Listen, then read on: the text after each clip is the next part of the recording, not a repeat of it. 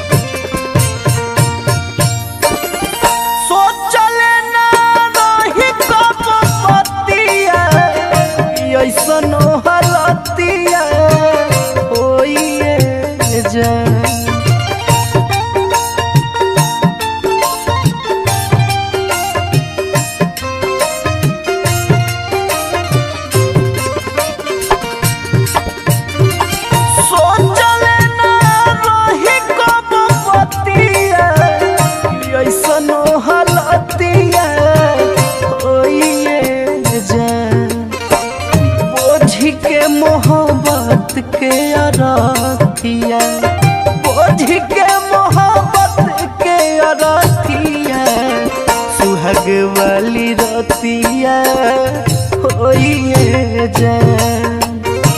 बोझ के मोहब्बत के अरथिया, सुहाग वाली रतिया होइए जान।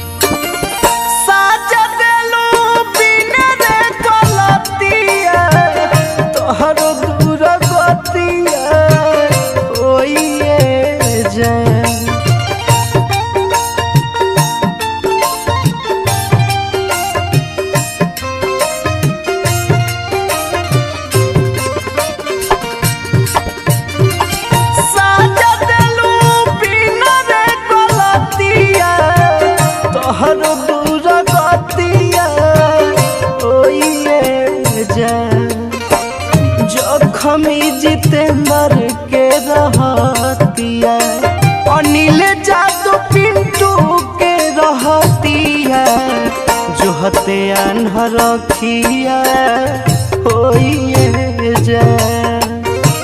जहिया तहराई बरियतिया, मजनुआ के मौतिया होइए जान। जहिया तोहर आई बरियतिया दीवाना के मौतिया होइए जान।